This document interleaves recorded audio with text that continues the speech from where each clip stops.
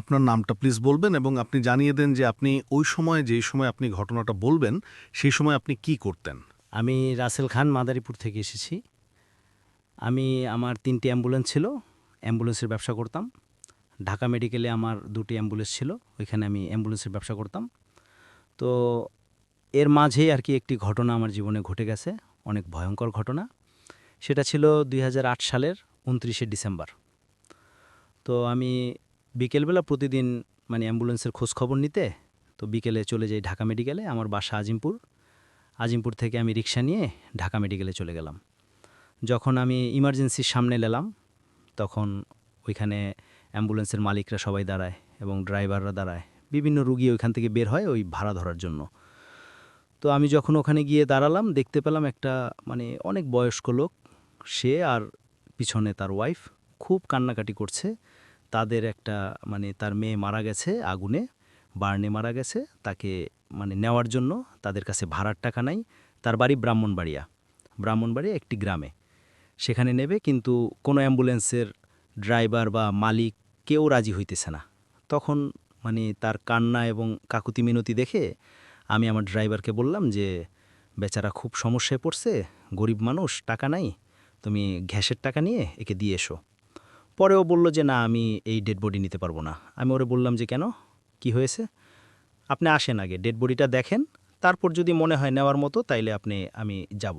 আমি কই, ঠিক আছে, তাইলে চলো। পরে আমি ওই চাচাকে বললাম, চাচা চলেন, বলেন তো আপনার মেয়েটাকে দেখে আসি। দোতলায় ৩ তলায় বার্নি রোডে, সেখানে সে ডেড বডিটা রাখা আছে এক সাইডে। তো ওই বীভৎস চেহারা দেখে আমার তার সমস্ত শরীর, গলার অংশ, মুখের অংশ সমস্ত কিছু পোড়া। শুধু চোখ দুটো, তার পাত্রি চোখের পাত্রি পোড়া। চোখ দুটো তাকিয়ে আছে, ঠিক মনে হলো কি আমার দিকে তাকিয়ে আছে। এরকম ভয়ঙ্কর দৃশ্য আমি দেখে আর দাঁড়িয়ে থাকতে পারলাম না। আমি ওখান সাথে সাথে চলে আসলাম।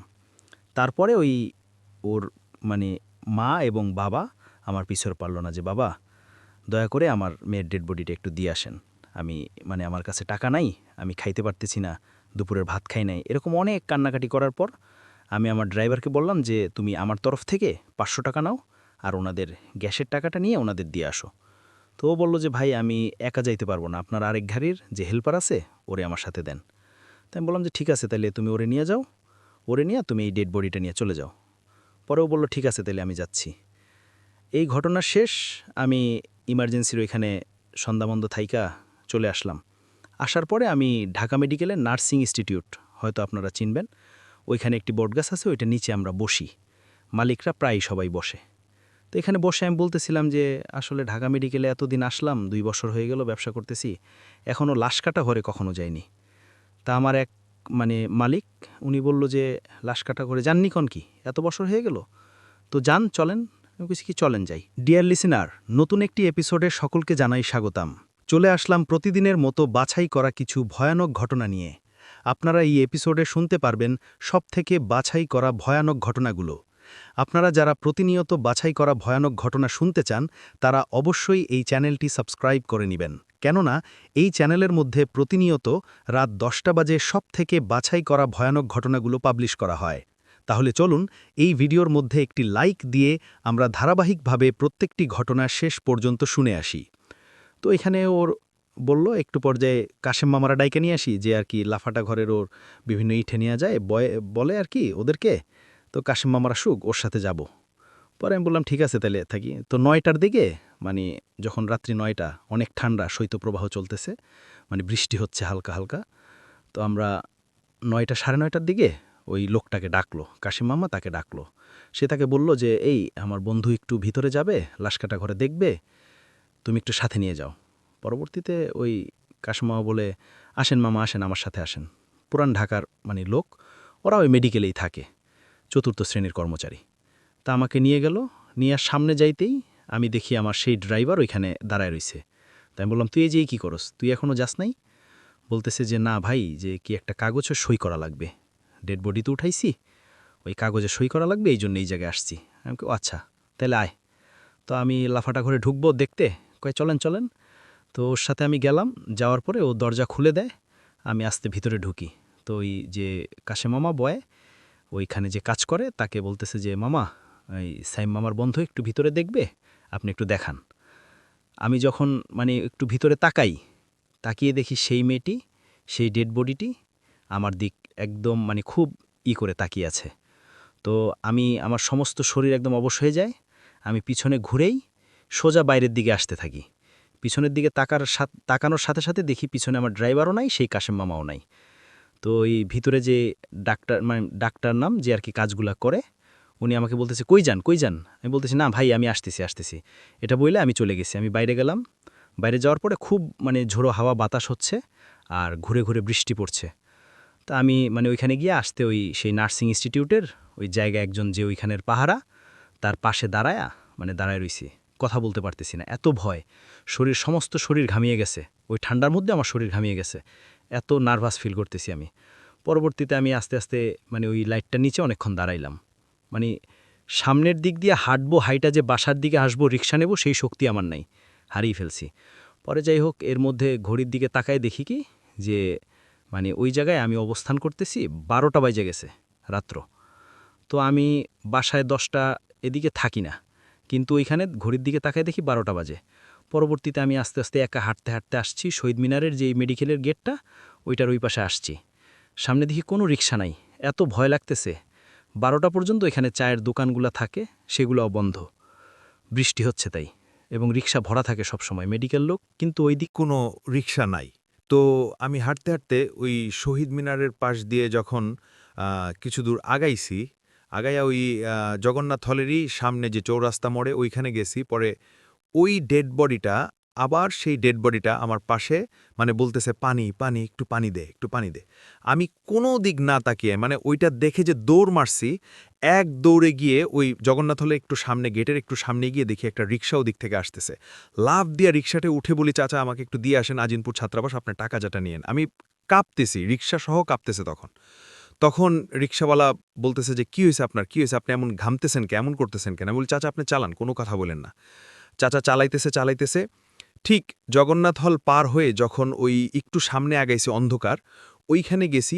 আবার যখন আমি ঘুরে ডান দিকে তাকালাম, ওই ডেড বডিটা আইসা আবার আমার রিক্সার চাকা ধরার জন্য এবং হামাগুড়ি দিয়ে আগাচ্ছে। তখন আমি আর নিজেকে ঠিক রাখতে পারলাম না, রিক্সা থেকে লাফ দিয়ে এক দৌড়ে পলাশী বাজারের ওই দোকানগুলো, যে চা দোকানগুলো, ওখানে গিয়ে আমি বসে পড়লাম। পরে ওই পলাশী বাজারের লোকজন তারা মাথায় পানি পুনিয়ে পরে আমাকে বলল, আপনার কি হয়েছে, কি সমস্যা? চাচা আমার সমস্যা হয়েছে ভাই, আমাকে একটু রিক্সায় উঠায় দেন, আমি একটু আজিমপুর ছাত্রাবাসের ওখানে যাব, ওখানে আমার বাসা। পরে তখন রাত্র 2টা বেজে গেছে, আমি বাসায় চলে গেলাম। তারপরে 2 দিন আমার অবস্থা খারাপ ছিল, কিন্তু আমি বাসায় কাউকে ঘটনাটি শেয়ার করি নাই, কারণ সবাই এটা শুনলে ভয় পাবে, এই জন্য আমি কাউকে শেয়ার করি নাই। এই ছিল আমার প্রথম ঘটনা। আচ্ছা, আপনি আরেকটা জিনিস বলছিলেন বারবার করে যে আপনি ঘটনাগুলো কখনোই কোনো সময় কাউকে বলেন না। এটার কারণটা কি?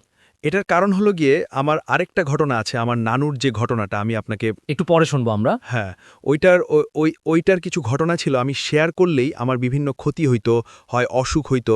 এমন একটা সময় হয়েছিল যে আমার পা হাত অবশ হয়ে গেছিল অনেক দিনের জন্য। তারপর ঢাকায় এসে চিকিৎসা করান লাগছিল। আমি আমার নানুর জীবনের এই জিন নিয়ে বাস্তব ঘটনা, অনেক ঘটনা, যেগুলার সম্পূর্ণ সাক্ষী আমি, যেগুলো আমি সরাসরি দেখেছি এবং সরাসরি উপলব্ধি করেছি। আসলে যারা বলে যে এগুলা কিছু নাই, কিন্তু যার জীবনে ঘটে সে জানে আসলে এটা কি। আচ্ছা, ঠিক আছে, আমরা চলে যাব আমাদের দ্বিতীয় অতিথির কাছে, এবং তারও কাছে আরও একটা ঘটনা আছে। এবং দিনাশ যে গত সপ্তাহে এসেছিল এবং তার কিছু ঘটনা বাকি রেখে গিয়েছিল শেষ করার জন্য, গত সপ্তাহ না তার আগেই বোধহয় হবে। আমরা তার কাছে চলে যাচ্ছি সরাসরি, এবং তার ঘটনার জন্য, নাকি গত সপ্তাহে। আমরা এখন সরাসরি ঘটনায় যাব। ধন্যবাদ রাসেল ভাই আপনাকে। আসসালামু আলাইকুম লিসেনার, আমি দিনার, আমি লালবাগ থেকে। ভাই, আমি এখন যার ঘটনায় শেয়ার করছি তার নাম আব্দুর রউফ। তিনি পেশায় একজন নাইট গার্ড। তো ঘটনাটা শুরু হয় ওনার ছোটবেলা থেকে। সেটা আজ থেকে প্রায় 55 ইয়ার্স অ্যাগো।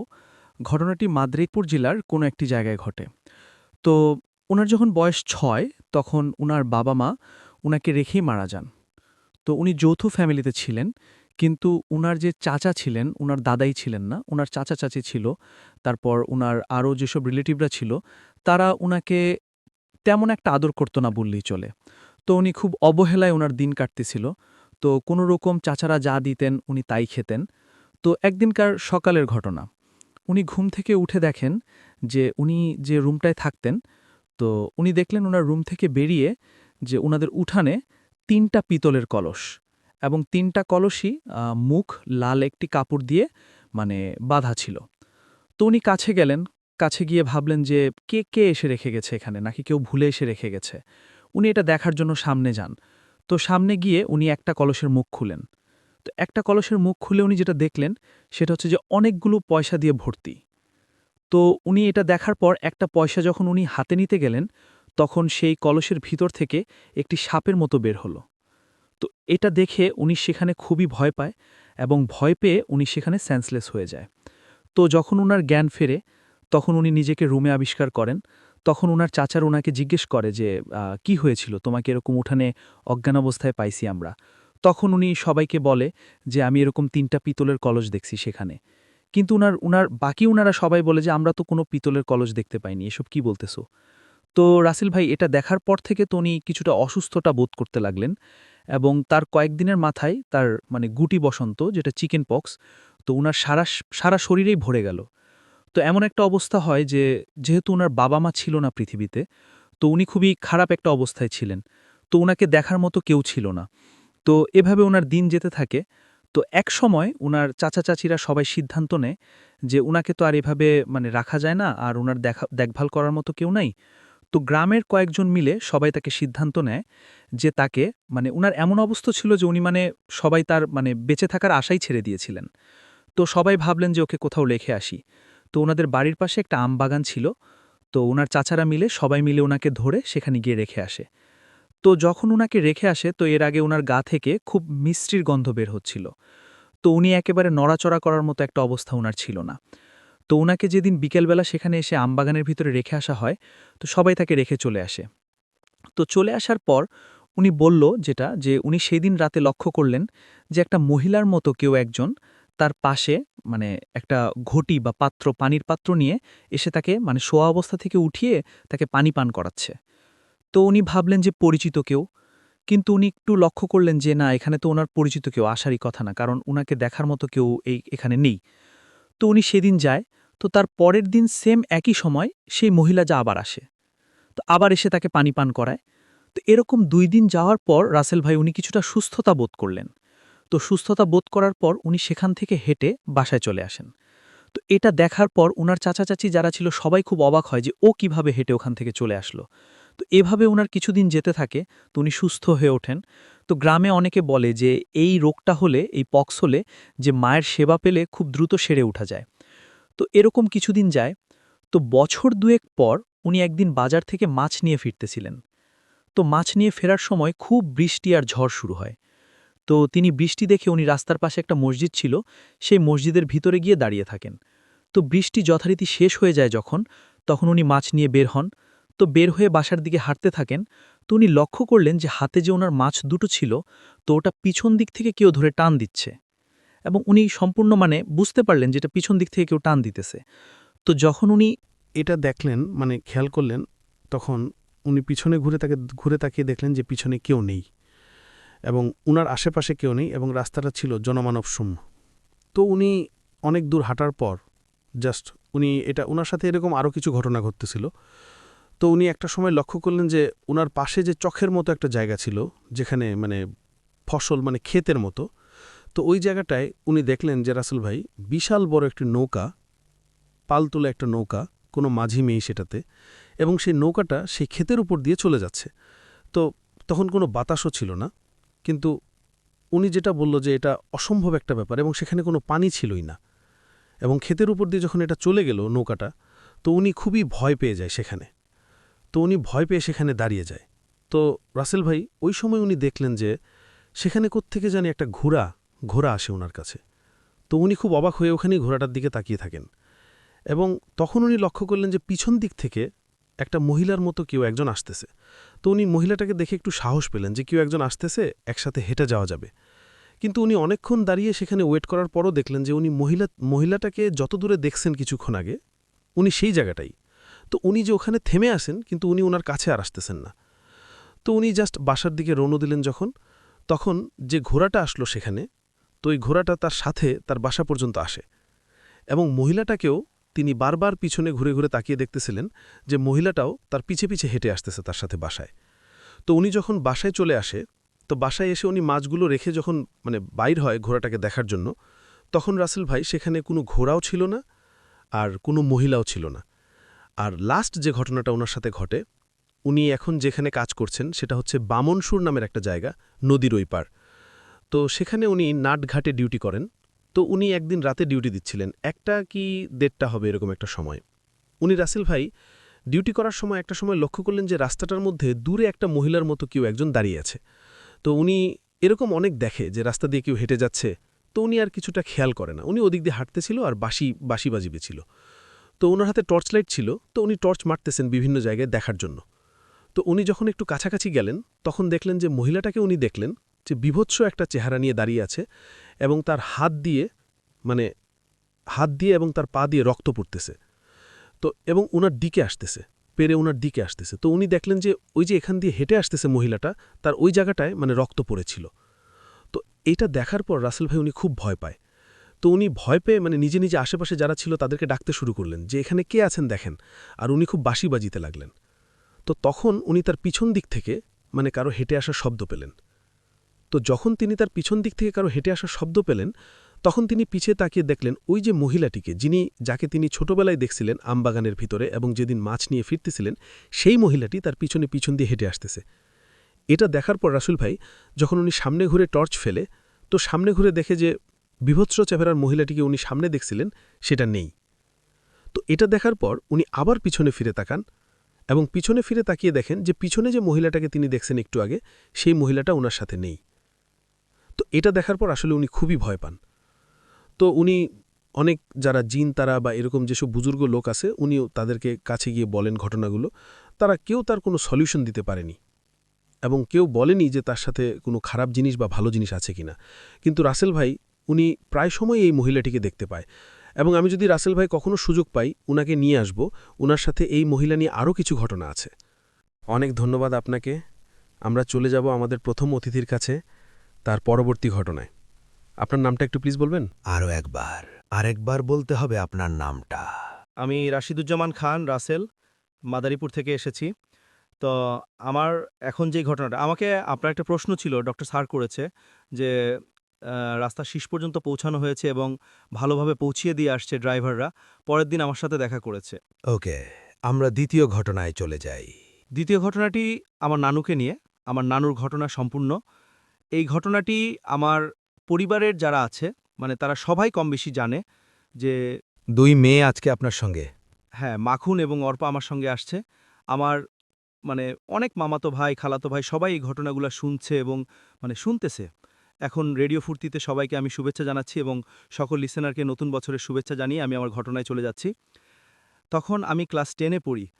তো আমার নানু তাকে নিয়ে পরীক্ষা শেষে বেড়াইতে যায়। তার দেশের বাড়ি সুরেশ্বর, যেটা শরীয়তপুর জেলায় হালুইশার গ্রামে। তো ওইখানে যাওয়ার পরে একদিন রাত্রে আমার নানুর চাচি এবং নানুর ভাই দুজনে আমার নানুকে নিয়ে ভাড়ে বসে, আর কি বলে এটা, ভাড়ে বসে আল্লাহ আল্লাহ জিকির করে। অনেক জিকির করতে থাকে। এটা হলো দিন তাদের সাথে আনে আর কি, যেটাকে বলে।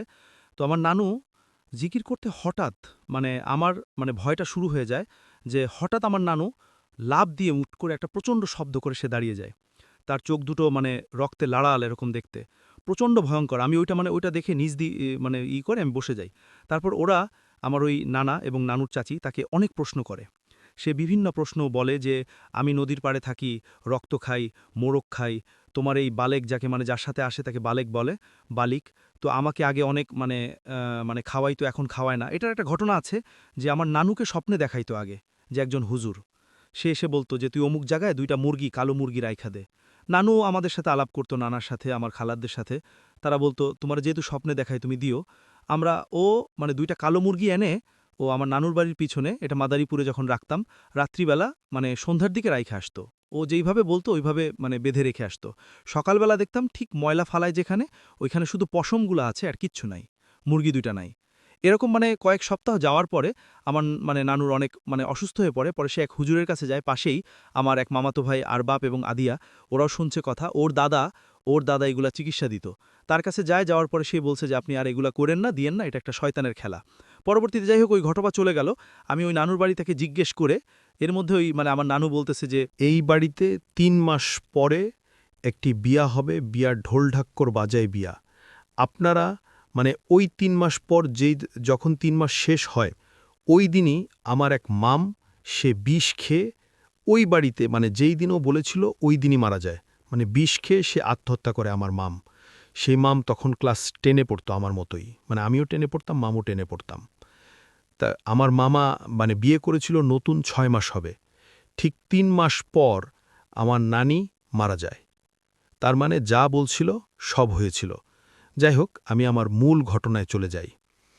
পরে আমার নানি যখন মানে এগুলো জিজ্ঞেস করছে, হঠাৎ আমার নানি মানে ভার চলে যায়, সে অজ্ঞান হয়ে পড়ে যায়। তো আমি মানে আমার খুব বাথরুম চাপে, তো গ্রামের বাড়ি তো ঘরের পিছনে বিরাট একটা মানে বাগান জঙ্গল, ও জঙ্গলের এক সাইডে বাথরুম, একদম এক সাইডে। তো আমি আমার ওই নানাকে বলি, নানা আমি একটু বাথরুমে যাব। তো নানা আমাকে একটা হেরিকেন জ্বালিয়ে আমাকে নিয়ে যায় বাথরুমে, ওখানে দিয়ে বলে তুমি ঢোকো, আমি সামনে আছি। তো আমি হেরিকেনটা বাইরে রেখে আমি বাথরুম শেষ করে আমি যখন বের হয়ে দেখি ওই নানা নাই, হেরিকেনটিকে জ্বলতেছে। তো আমি হেরিকেনটা নিয়ে একটু ভয়ে ভয়ে আগাইতেছি, যেই ঘরের সামনে আসি দেখি আমার নানু বাইরে হাইটে যাইতেছে। তো এরকম অনেকবার হইছে আমার নানুর সাথে, যখন এটা ভার করে তখনই নানু ঘরের থেকে বাইরে দৌড়ায় যায় গিয়া, তো আমরা পিছ থেকে পেটে ধরে রাখতাম। তো আমি ওই দিনই স্বাভাবিক মনে করছি নানু মনে হয় বাইরে যাইতেছে গিয়া। তো আমি নানুর পিছ পিছ দৌড় দিলাম, দৌড় দিয়ে গিয়ে নানুকে যখন ওই বাড়ির উপরে মানে সামনে একটা বড় রাস্তা, মাটির রাস্তা কাটছে, ওইটা এখন পিচঢালি হয়ে গেছে, আগে অনেক বড় রাস্তা ছিল, ওই রাস্তা থেকে নানুর বাড়ি থেকে রাস্তায় উঠতে অনেকটা উঁচু পড়ে উঠতে হয়। তো আমি নিচ থেকে নানুরে যখন আমার মানে তার কাপড়টা ধরলাম, নানু কই যান দাঁড়ান, সে আমাকে একটা ধাক্কা দিল, আমি উড়ে মানে ওই রাস্তার আরেক পারে গিয়ে পড়ে গেলাম। মানে এত শক্তি ছিল যে আমি কাপড়টা ধরে রাখছি, আমাকে এক টান দিয়া ফালাই দিয়া নানু ওই রাস্তা দিয়া নাইমা নদীর পার, ওখান থেকে কিছু দূর আকাইলেই চারপাশে আঘার ধান খেসেত, ওটার মাঝখান দিয়া পথ, ওই নদীতে আমরা সবাই ওই বাড়িতে বেড়াইতে গেলে গোসল করি, এবং ওই বাড়ি এবং এলাকার লোকজন ওই নদীতেই গোসল করে। তো তখন এত রাত্রে নানু হেঁটে হেঁটে ওই নদীর পাড়ে চলে গেল, আমি তার পিস পিস মানে চিল্লাচিল্লি করতে করতে যাইতেছি। আমি যাইতে যাইতে দেখি নানু নদীর মাঝে মানে কিছু দূর হাইটা, নদীর ভিতরে অনেক দূর হাইটা যাওয়া যাইত, মানে বুক পর্যন্ত পানি ছিল। তারপরে আবার বড় নদী, পদ্মা নদী, অনেক বড়। তো ওই নদীর মানে কিছু দূর গিয়ে সে ডুব দেয় আর বড় বড় মাছ উঠায় আর মাছ খায়। আমি বাইরের এই পারে দাঁড়ায় এত চিৎকার করতেছি, সে করে গিয়া কিছুক্ষণ পরে ডুব দেয়, উঠায় একটা মাছ খায়, খাইয়া আবার আমারে শিক্কা মাইরা বলে, এই তুই খা। আমি বলতেছি যে নানু আমি মানে সব লোকজন ডাকানু, আপনি আসেন এমন করেন না, আসেন। অনেকক্ষণ ট্রাই করতেছি, কিন্তু সে আর আসতেছে না, সে খালি ডুব দেয় আর ওটা করে। তখন দূর থেকে একটা নৌকা, বড় নৌকা আসতেছে। নৌকাটার এক মানে রাসেল ভাই, নৌকার এক সাইডে যে ওরা রাত্রে সকালে ভাত রান্ধে এবং ওরা খায়, পরে পদ্মায় যায় মাছ ধরতে। তো ওই যখন আপনার ওই আগুন জ্বলতেছে দেখতেছে, তখন আমি নানুরে বললাম যে ওই যে নৌকার লোক আসতেছে, ওই দিয়ে আপনার এখন ওই আগুন দিয়ে আপনার এখন ধরাম। এইটা বলার সাথে সাথে নানু লোককে আসতে সুন্দরভাবে উইঠা আমার পাশ দিয়ে আবার হাঁটতে বাড়ির দিকে আসতেছে। তো আমিও তার পিস পিস হাঁটতে হাঁটতে বাড়ির দিকে যাইতেছি। ঠিক যখন ওই রাস্তাটার কাছে গেছি, সে করল কি, মানে সে হইল হাঁটে, আমি হলো দৌড়ে। বিষয়টা এরকম, আমি পিস দিয়ে দৌড়ে আর সে হলো হাইটা যায়, মানে সে এত স্পিড তার হাঁটায়। পরে ওই রাস্তার উপরে যখন উইঠা আবার যখন নামতে গেছে, আমি একটু পিছনে। এরপর যখন আমি রাস্তার উপরে উঠছি দেখি কেউ নাই। আমি দৌড়ায় গেছি, আস্তে আস্তে যাই আর ঘরের ভিতর যখন ঢুকলাম, ঘরে গিয়ে দেখি রাসেল ভাই, আমার যে নানু ওই যে জিন তার উপরে ভার করছিল, তার পাশে ঠাস করে শুয়ে পড়ে সেই নানু, সেইভাবে আছে শোয়া, সেই জায়নামাজটার উপরে, তার গায়ে কোনো ভিজা পানি পুনি কিচ্ছু নাই। আমি একদম আমার সমস্ত শরীর অবশ, আমি আর কথা বলতে পারি না। আমি মানে নেমে আমি তখন চিন্তা করি যে আসলে সে আসল ভিজা নদীর থেকে ডুবায়া তার এই অবস্থা, আমি অবাক হয়ে যাই। আমি আবার একটু পাশে যেখানে তারা মানে গোসল করে আসা মহিলারা কাপড় পাল্টায়, ওইখানে আবার একটু উকি দিয়ে দেখতে যাই দেখি যে ওখানে কাপড় চোপড় কোনো কিছু নাই। এই আমি ঘরে আসলাম আর আমি অজ্ঞানের মতো হয়ে আস্তে পড়ে গেলাম। ওইভাবে আমি 2 দিন ছিলাম। পরবর্তীতে আমাকে তারা এত ডাকছে উঠানোর জন্য, আমি আর উঠতে পারি নাই, আমাকে মানে খাওয়ার জন্য ডাকছে, বিভিন্ন করছে, তারা এসে তুমি ভয় পাইছনি জিজ্ঞেস করতেছে, আমি কিছু বলার শক্তি আমার ছিল না। ওইখানে পরে আমার ওই জায়গায় যে আমার নানু এরা সবাই যে ওইখানে জান শরীফ মাওলানার একটা দরবার শরীফ আছে, সুরেশ্বর পীরের বাড়ি বলে সবাই, ওইখানে আমাকে নিয়ে যায়। নিয়ে গিয়ে ওই জায়গায় যখন একটা হুজুরে দিয়ে ঝাড়ফুঁক করে এবং গোলাপ জল আছে, ওইটা পইরা আমার গায়ে পানি মারে। তারপরে আমি ওই সাথে সাথে আমার শরীর ভার চলে যায়, আমি সুস্থ হয়ে তারপরে আমি মাদারীপুর চলে আসি। এই ছিল আমার ঘটনা। সকলকে ধন্যবাদ। আপনাকে অনেক ধন্যবাদ। চলুন শুনে আসি সরাসরি কথা না বাড়িয়ে আলিফের ঘটনা। আলিফ। লিসেনার্স, থ্যাংক ইউ রাসেল ভাই। রিয়াদ ভাইকে ধন্যবাদ জানিয়ে শুরু করছি আমার সেকেন্ড ঘটনা। সেকেন্ড ঘটনাটি আপনার খুলনা জেলায়, খুলনা শহরের ঘটনা। এক আঙ্কেল আমার সাথে শেয়ার করেন। আজ থেকে প্রায় 15 বছর আগে সময়কে নিয়ে যাই। সেদিন আপনার গরমের মধ্যে আর কি। তো আঙ্কেলের রেগুলার অভ্যাস ছিল তাহাজ্জুদ নামাজ পড়ার। তো শুরুতেই বলে দিই, তার বাসা হচ্ছে শহরে আলমডাঙ্গা জায়গায়, রেসিডেন্সিয়াল এরিয়া। এখন সেখানে রেসিডেন্সিয়াল ছিল। তো সেখানে ভাড়া থাকতে যাই। তো ওই বাড়িটা দোতলা ছিল এবং আশেপাশে প্রায় 100-200 গজ কোনো বাড়ি ছিল না আর কি। একটু সামনে টিনের বাড়ি ছিল। তো ওই বাড়ির দোতলায় আর কি উনি থাকতেন সপরিবারে। ওনার একটি মেয়ে ছিল, ওয়াইফ ছিল আর একটি কাজের মেয়ে ছিল। তো পুরা বাড়িটা রাসেল ভাই প্রায় 3000 স্কোয়ার ফিটের উপরে হবে। তো অনেকগুলো বেডরুম, একটা বেডরুম থেকে আরেকটা বেডরুমের ডিস্টেন্স অনেক বড়। তো ওনার যে মাস্টার বেড যেখানে উনি থাকতেন, তো ঘটনার দিনে আসি। সেদিন আপনার তাহাজ্জুদের জন্য ফজরের আজানের 1 ঘন্টা আগে তিনি উঠেন সবসময় তাহাজ্জুদ নামাজ পড়বার জন্য। তো তাহাজ্জুদ নামাজ পড়বার সময় সে উঠে বিছানায় কিছুক্ষণ টাইম ওয়েস্ট করে এবং ঘুমটাকে কাটানোর জন্য। তো সে ঘুমটা কাটানো অবস্থায় তার কানের মধ্যে একটি সাউন্ড ভেসে আসে, একটি বাচ্চা কান্না করছে। এখন আপনার বাসায় যদি পাশের রুম থেকে কোনো শব্দ আসে বা আপনি আপনার রুমের ডিস্টেন্সটা বুঝবেন যে এটা আমার রুম থেকে বা আমার ফ্ল্যাট থেকে আসছে বা পাশের বাড়ি থেকে আসে, এটা আপনার ধারণার মধ্যে আর কি। তো উনি ভাবলেন যে এটা আমার বাসা থেকেই আসছে। তো উনি চিন্তা করলো, তো দাঁড়ালো এবং দেখল যে এখনও স্পষ্ট সাউন্ডটা তার কানে ভেসে আসছে। তখন তার ঘুম চোখে নেই। সে দেখল তার মেয়ের রুম, যে রুমটা, সেই রুমটার পাশের রুম থেকে কান্নাটা ভেসে আসছে। সেই রুমে যায়। ওই রুমে যাওয়ার পরে দেখে যে না, কোনো কান্না এই রুম থেকে না, পাশের রুম থেকে তার মেয়ের রুম থেকে আসছে। তো কৌতূহলবশত সে তার মেয়ের রুমটা নক করে এবং নক করবার পর তার মেয়ে অনেকক্ষণ পর দরজা খুলে এবং দেখে যে মেয়ে এতক্ষণ ঘুমিয়েছিল। বলে যে, কিরে মা, তোর রুম থেকে কোনো কান্নার সাউন্ড পাচ্ছিস তুই বা কিছু? আমি পাচ্ছিলাম না তো বাবা। বলে আচ্ছা ঠিক আছে, ঘুমা। এই বলে সে তাহাজ্জুদ নামাজ শেষ করে। এর পরের দিন ঠিক একই অবস্থায় তাকে এরকম একটি সাউন্ড তাকে শুনতে হয়। ঘুম থেকে উঠবার পর যখন সে অজু করে আপনার বাথরুম থেকে বেরিয়ে এসেছে, তখনই তার কানে ভেসে আসে এই সাউন্ডটা, বাচ্চা কাঁদছে তার বাসায়। সে তার মেয়ের পাশের রুমে যায়। ঠিক অবিকলভাবে ওই রুমে ঢুকার পরে কান্নাটা সে শুনতে পায় তার মেয়ের রুম থেকে আসছে। সে এবার ভালো করে চেক করে মেয়েকে ঘুম থেকে উঠে ফজরের আগ দিয়ে এবং ভালো করে চেক করে দেখে যে না, এখানে কোনো এভিডেন্সই নাই, এরকম কোনো আসার সম্ভবই না। এরপরে সে তাহাজ্জুদ নামাজ পড়ে, ফজরের নামাজ পড়ে, সে ঘুমিয়ে পড়ে। এরকম 2-3 দিন যাবার পর তার কাছে এই জিনিসগুলো আর নর্মাল লাগতে থাকে না। তার 1 সপ্তাহ পরে সে আবারও একই জিনিস ফিল করে, এবার একটু ভিন্নভাবে। যেমন বাচ্চাটা কান্না করছে তার ডাইনিং স্পেস থেকে।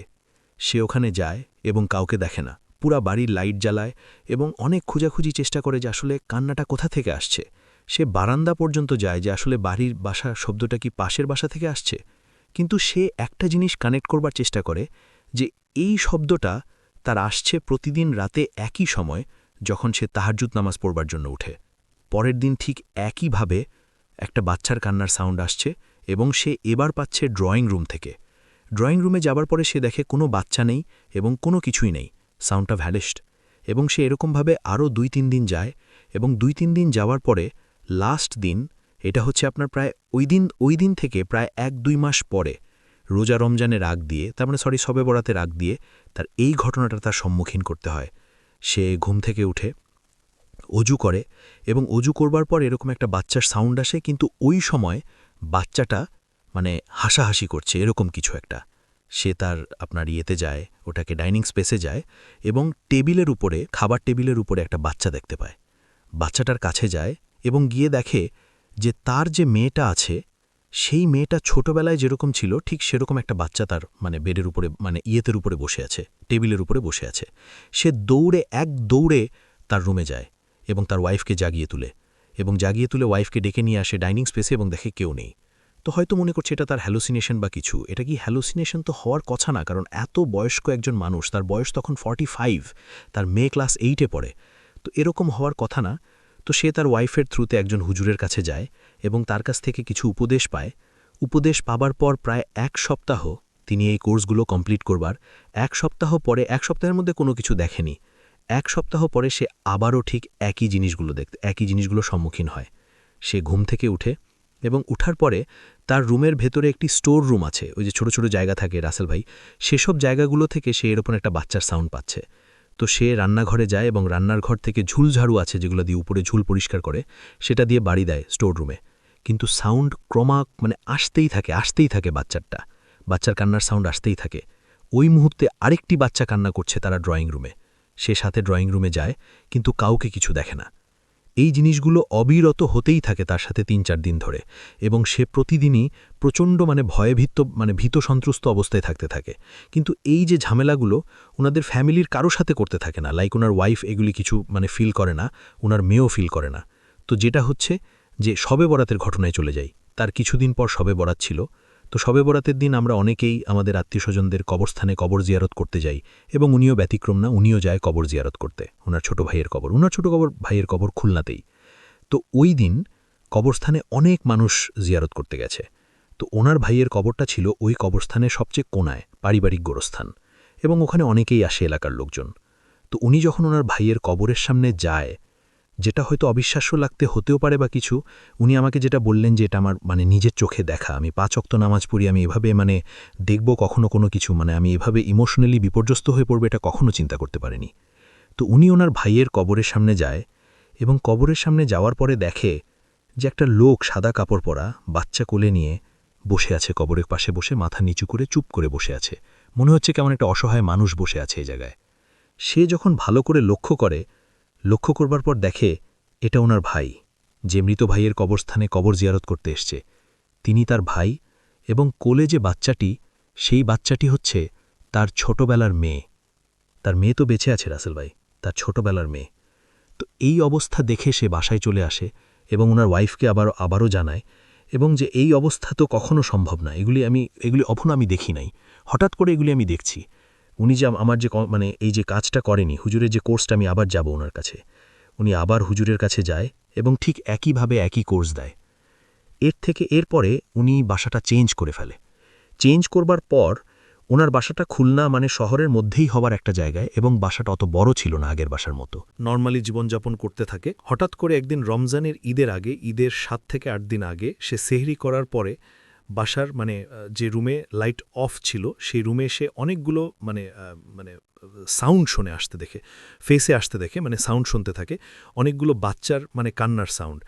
সেহরি করে শেষ করে রুমে বসেছিল, ফজরের আজানের জন্য ওয়েট করছিল। এমন সময় সে ড্রয়িং রুমে যায় এবং দেখে সেখানে টেবিলের চারপাশে প্রায় 20-30টা বাচ্চা একসাথে বসে কান্না করছে। এটা দেখে ওখানে উনি সেন্সলেস হয়ে যায়। এরপরে ওনাকে খুলনার একটা ছোট হসপিটালে নেওয়া হয়, ওখান থেকে ট্রান্সফার করা হয় সোয়ারদিতে ট্রান্সফার করবার পর তাকে হার্টে এরকম সমস্যা ধরা পড়ে, এবং তারপর থেকে উনি আবারও একই হুজুরের কাছে যায় এবং বলে যে আপনি যেসব জিনিস দিয়েছেন এগুলি কিছুতেই কাজ হয়নি। তখন উনি জানতে পারে যেভাবে পারিবারিকভাবে, আমাকে ডিটেলস বলেনি, পারিবারিকভাবে ওনাকে ক্ষতি করতে চাওয়া হয়েছিল, এবং ক্ষতি করতে চাওয়ার কারণে সে এসব জিনিসগুলোর সম্মুখীন হয়েছে।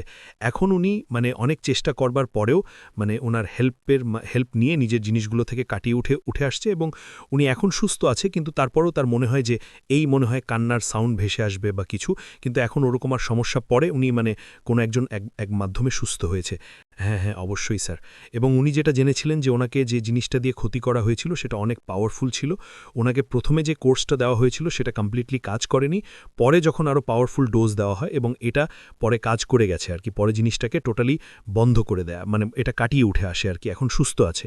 এখন অনেক ধন্যবাদ আপনাকে। আপনার নামটা প্লিজ আরেকবার বলবেন, তারপর আপনার ঘটনা শুনবো আমরা। থ্যাংক ইউ রাসেল ভাই। আমার নাম বশির আলম, আমি এসেছি টুঙ্গি কলেজ গেট থেকে। আমার দেশের বাড়ি নড়াইল। মূলত আমি একজন এখন প্রেশারের ড্রাইভার, কিন্তু আমার সাথে যে ঘটনাটা ঘটে আমার নড়াইলে নিদিখুলা গ্রাম। সেখান থেকে যাই আমি একটা কলেজে গানের অনুষ্ঠানে।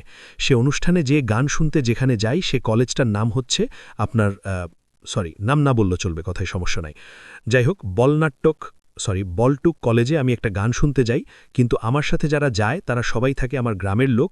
আমার সাথে আমার ছোট ভাই নাসির, সেও ছিল। যাই হোক, আমি ওখানে গান শুনতে যাওয়ার পরে যেটা হয় যে গান শুনে আসার পথে ভ্যানে আমার ভ্যান থাকে, বা আমি তখন ভ্যান চালাই। আমি সে ভ্যানটা নিয়ে যাই, যারা আমার সাথে যায় তারাও থাকে, বা ওখান থেকে ফেরার পথে যারা থাকে গ্রামের তারাও ভ্যানে এসে ওঠে, বা আমার ছোটজন বলে তুই চালা এবং আমি বলি যে না তুই চালা। এরকম দুই ভাইয়ের মধ্যে ঠেলাঠেলির ভিতরে তখন আমাকে বলে যে ঠিক আছে, যদি তুই না চালাতে পেলিস তাহলে তুই হাইটে আয়, আমি ভ্যানটা নিয়ে চলে যাব। যাই হোক, আমি ওটা চিন্তাভাবনা করে আমি চিন্তা করি যে রাস্তা দিয়ে ঘুরে গেলে বাড়িতে তখন 10 থেকে 15 কিলোমিটার হবে, আর আমি যদি বিলের মাঝখান থেকে যাই তাহলে ঠিক 4 থেকে 5 কিলোমিটার বা 6 কিলোমিটার হবে। আমি এটা চিন্তাভাবনা করে ঠিক আমি রাস্তা থেকে বিলের মাঝখান দিয়ে নেমে হাঁটা শুরু করলাম।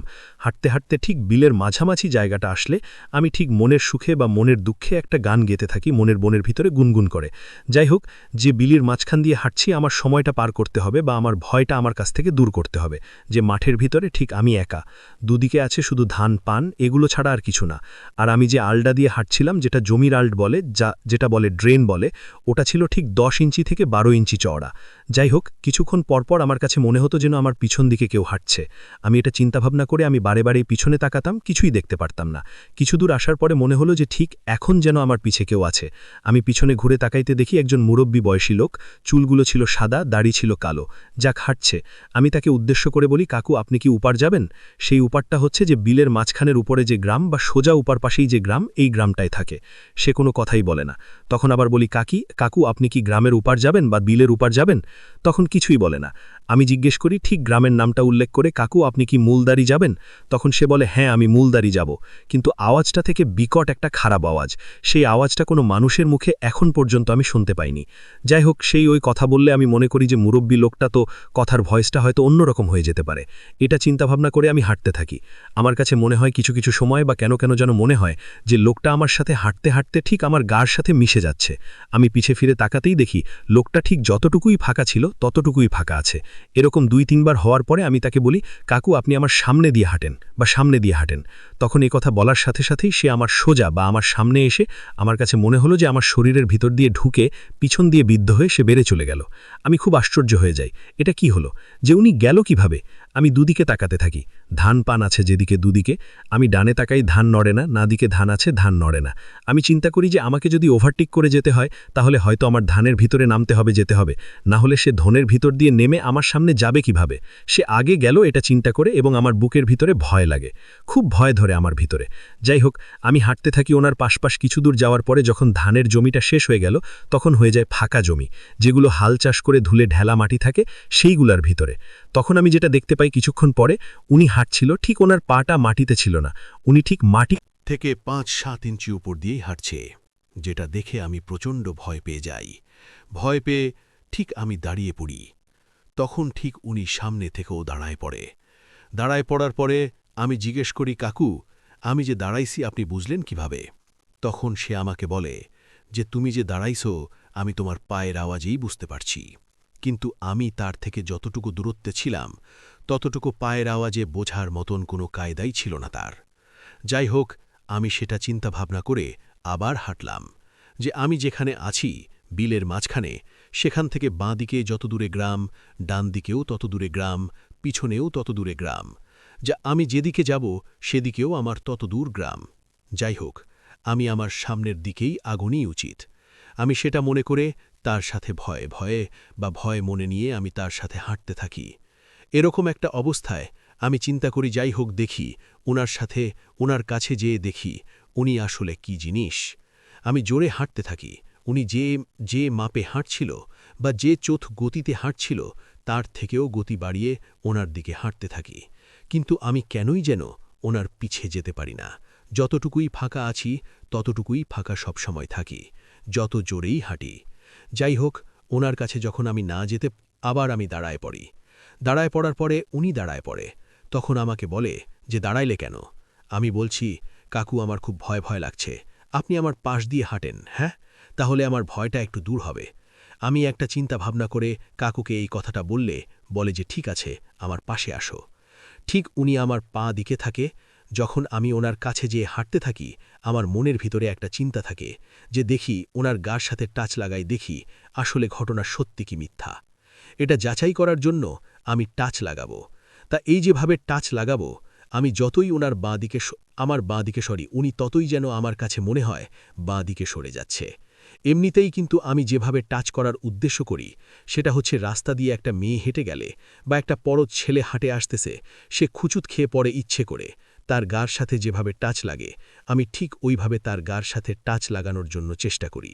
সেটা হচ্ছে, আমি যদি তার গার উপরে পড়ি, তাহলে আমার মাথাটা ঠিক তার বুকের পাশে লাগবে বা কোমরে লাগবে বা মাজায় লাগবে। আমি সেরকম করে ঠিক লাফ দিয়ে তার গার উপরে পড়ি, যে দেখি তার শরীরের সাথে আমার শরীরটা টাচ হয় কিনা। আমি যখনই লাফ দেই, লাফ দেওয়ার পরে মনে হলো যে তার ঠিক ডান পাশের কোমর দিয়ে আমার মাথাটা ভিতরে, আমি ওই পাশে উল্টে পড়ে গেলাম। পড়ে যাওয়ার পরে যেটা দেখলাম, যে দেখি উনি আমার ঠিক ডান দিকেই এসে আমার পা কাছে দাঁড়িয়েছে, আমার দিকে ঠিক বড় চোখ করে তাকিয়ে। আমি প্রচণ্ড ভয়ে উঠে আর খাড়া হয়ে দাঁড়াতে পেরে না। তখন যেটা হয়, দেখি আমার পা কেটে যে টেলা মাটিগুলো শুকনা থাকে, ও পা কেটে রক্ত পড়তেছে। কিন্তু সেই রক্তগুলো মাটিতে পড়তেছিল। কিন্তু সেই মাটিতে যে রক্ত আছে, সেরকম কোনো দাগ তাতে হচ্ছিল না, বা সেই দাগটা তখনই মুছে যাচ্ছে। আমি যেটা করি, আমার বাম হাত দিয়ে সেই রক্তটা এনে আমার চোখের কাছে নিয়ে দেখতে লাগি যে আসলে রক্তটা যাচ্ছে কোথায়। যখনই আমি ওটা দেখতে লাগি, যে দেখি একটা পেট্রোল তেল বা একটা অকটেজ তেল হাতে ধরে কাছে আনলে আস্তে আস্তে যেভাবে শুকে যায়, সেইভাবে শুয়ে যাচ্ছে। আমি এটা দেখে প্রচণ্ড ভয় পেয়ে যাই। প্রচণ্ড ভয় পেয়ে ঠিক সেখানে দাঁড়ায় থাকি। উনি ঠিক আমার কাছ থেকে হেঁটে কিছু দূর সামনে চলে যায়। যাওয়ার পরে যেটা হয়, আমি রাস্তার কাছাকাছি আসলে, যে রাস্তাটাতে আমাকে উঠতে হবে, সেই রাস্তার কাছাকাছি থাকে একটা মাছের ঘের বা মাছের খামার যেটাকে বলা হয়। সেইটা থেকে কিছু দূরে থাকতে আমি যেটা দেখতে পাই, ওই লোকটা বা ওই মুরব্বিটা ঠিক ওই মাছের ঘেরের পাড়ে উঠে গেল। মাছের ঘেরের পাড়ে আছে আম গাছ, জাম গাছ, আম গাছ, বাবলা গাছ এবং কলা গাছ। ঠিক উনি যেখানে উঠে গেল, উনার মাথার উপরে ছিল বড় একটা বাবলা গাছ। যে বাবলা গাছের যে ডালটা উনি ধরেছিল, সে ডালটা ছিল এতটুকুই মোটা, যে ডালটা ঠিক 10-15 ইঞ্চি মোটা। যে ডালটা আমার মতো লোকের 10 জনের বা 15 জনের ডালটা নিচে টেনে নামানো সম্ভব হয় না বা হবে না, সেটা উনি একাই কেমন যেন টেনে ধরে নামাচ্ছে এবং ডালের সাথে উপরে উঠে চলে যাচ্ছে। আমি এটা দেখে প্রচণ্ড ভয় পেয়ে ওখানে দাঁড়ায় থাকি। আমার কাছে মনে হয় যে আজকে বাড়ি যাওয়া হবে না, বা আমার ছোট ভাই আমাকে ভ্যানে না নিয়ে কেন যেন রাগ করে রেখে গেল। আমার লাশটা মনে হয় সকালবেলা এখান থেকে নিয়ে যেতে হবে মরা অবস্থায়। আমি এটা মনে করে আমি ঠিক কাঁদতে থাকি। আমার চোখ দিয়ে ঝরঝর করে পানি ঝরতে থাকে। যাই হোক, কিছুক্ষণ পরে দেখি গাছটা খুব নীরব আছে, গাছটা শান্ত আছে, গাছটার পরে সেই লোকটা নেই। আমি চিন্তা করি, এই একটা সুযোগ, দৌড় মেরে চলে যাওয়া গাছের নিচে। কিন্তু আমি যেখান দিয়ে যাচ্ছি, ওইখান দিয়েই যাওয়া ছাড়া আর আমার কোনো রাস্তা ছিল না। আমি ওই গাছের নিচে দিয়ে যাওয়ার সময় যখন দৌড় মেরে চলে যেতে যাই, তখন মনে হয় যে আমাকে পিছনে কেউ ধাক্কা মেরে ফেলে দিছে। আমি সামনে উপুর হয়ে পড়ে যাই বা সামনের দিকে পড়ে যাই। পরে পিছন দিকে তাকায় দেখি ঠিক ওই লোকটাই আছে, কিন্তু সেই লোকটার থাকে একটা মুখ বা এক চেহারা, থাকে না কোনো বডি, থাকে না কোনো হাত, থাকে না কোনো পা।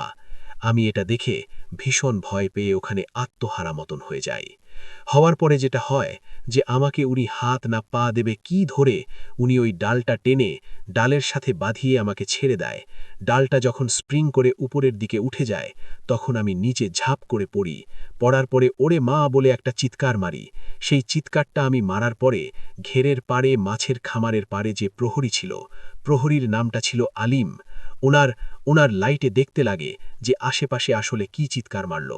তখন আমাকে দেখে ওনার লাইটের আলোতে যে আমি ওখানে পড়ে আছি। পড়ে আসার পরে যেটা হয়, উনি ঠিক মাদ্রাসার কিছু লোকজন পাশে থাকে মেন রোড, নড়াইল ঢাকা, নড়াইল হাইহো রোড, সেই রোড দিয়ে যে গাড়ি যাওয়া করে, তার পাশেই থাকে একটা মাদ্রাসা, যে মাদ্রাসা হাফেজি মাদ্রাসা বা আলিয়া মাদ্রাসা বলা হয়, যেখানে ছাত্র থাকে বা যেখানে ছাত্র পড়ালেখা করে। সেখান থেকে কিছু ছাত্র ডেকে আমাকে নিয়ে মাথায় পানি দেওয়ার পরে আমাকে ঘটনা বলে, কাকু, কি ব্যাপার, আপনাকে মারছে কে? আপনার থুতমায় কাটা বা আপনার পায়ে কাটা, আপনার মাথায় কাটা, কি ব্যাপার, আপনারে কে মারছে? তখন আমি তার কাছে জিজ্ঞেস করি যে আমাকে যখন পাইছেন, তখন কি আমি শুধু একাই ছিলাম আর কেউ ছিল না আমার সাথে? তখন বলে, না, আপনাকে শুধু একাই পাইছি। তখন আমি যেটা বলি, যে আমার সাথে কি আর কেউ ছিল, বা আমার কাছে কি আর কেউ ছিল, বা কিছু কি দেখতে পাইছেন? তখন সে বলে, না, কিছুই দেখতে পাইনি, শুধু আপনার ওই চিৎকারটা শুনে আমি লাইট মেরে দেখি আপনি পড়ে আছেন।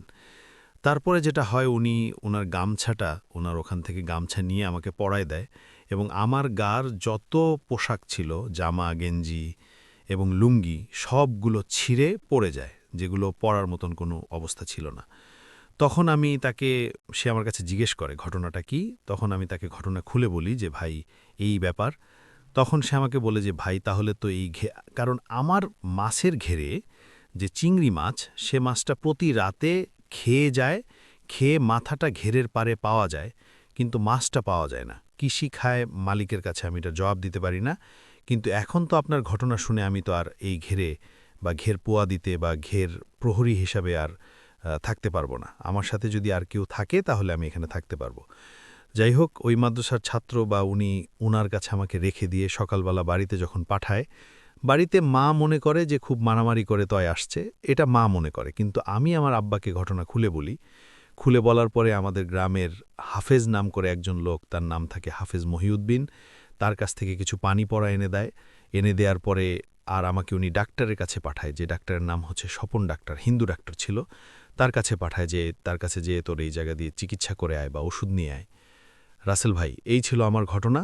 আমরা সরাসরি ঘটনায় চলে আসি। আমাদের নতুন আরও একজন অতিথি জয়েন করেছেন। তার কাছে আপনার নামটা একটু প্লিজ বলবেন এবং কোথা থেকে এসছেন। হ্যালো লিসনার্স, আমি বিলাস, মিরপুর থেকে এসেছি। তো আমি আমার স্টোরিটা শুরু করতেছি। তো এটি স্টোরি হচ্ছে লন্ডনের। তো লন্ডন থেকে শুরু লস অ্যাঞ্জেল পর্যন্ত। তো যিনি আমাকে শেয়ার করছেন, ওনার কাজ করতাম আমি অনলাইনে। তো উনি, ওনার ওয়াইফ ছিল আমেরিকান। তো উনি আর ওনার ওয়াইফ এবং ওনার ছেলে বেড়াতে যায় লস অ্যাঞ্জেল শহরে। তো একটা হোটেলে উঠে। তো হোটেলে থাকাকালীন তো কোনো সমস্যা হয় না, 2-3 দিন ছিল। তো পরের দিন আইসা পড়বে। তো ওনার ওয়াইফ, ওনার ছেলে চলে যায় বাপের বাড়িতে। তো এখানে ওনার ওয়াইফের বাবার বাড়ি ছিল। তো উনি রাতে একা থাকে হোটেলে। তো রাতে প্রায় 12টা ওভার হয়ে গেছে, উনি ল্যাপটপে কাজ করতেছে। তো উনি ওয়াশরুমে যায়, নর্মালি ওনার রুমে কেউ থাকে না। উনি ওয়াশরুম থেকে যখন ব্যাক করে, তখন দেখে ওনার ল্যাপটপে নর্মালি যেসব কাজ করতেছিল কোনো কাজ নেই, অন্যান্য সব ফাইল ওপেন করা, জাস্ট সব কিছু র্যান্ডমলি ওপেন হয়ে গেছে। তো উনি চিন্তা করল হয়তো বা ইলেকট্রিক জিনিস হইতেই পারে। তিনি নর্মালভাবে নিলেন। তিনি আবার ল্যাপটপে কাজ শুরু করলেন। এভাবে কাজ করতে করতে এক পর্যায়ে উনি চিন্তা করল যে ঘুমাবো। তখন রাত প্রায় 3টা বাজে। তো উনি ল্যাপটপটা অফ করে নামিয়ে তারপর ওয়াশরুমে ফ্রেশ হয়ে শুতে যায়। তখন যখন ওয়াশরুম থেকে বের হয়, তখন দেখে যে ল্যাপটপটা অন করা প্লাস কাজ চলতেছে। এর আগে যখন দেখছিল তখন কাজ চলতেছিল না, সব কিছু ওপেন ছিল। এবার র্যান্ডমলি কাজ চলতেছে, টাইপিং হইতেছে, বাট কেউ নাই।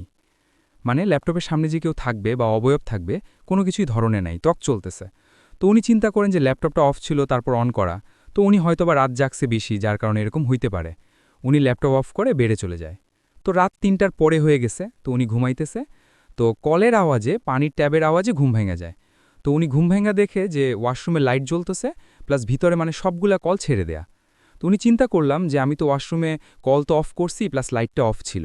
তো উনি একটু ভয়ে ভয়ে উঠে এটা ওয়াশরুমের গেটটা যখন ধাক্কা দেয়, তখন দেখে যে কোনো পানির আওয়াজ নাই, প্লাস কলগুলা বন্ধ। ইভেন পানি যদি এমাত্র পড়ে যে পানি গড়ায় পড়বে, সেরকম কোনো পানি নেই। সব কিছু নর্মালি ছিল। একটু আগে ওয়াশরুম ইউজ করছে, নর্মালি হালকা পাতলা পানি ছিল সেগুলা, কিন্তু লাইটটা তখনও চলতেছিল। তখন তার ভয় লেগে যায়।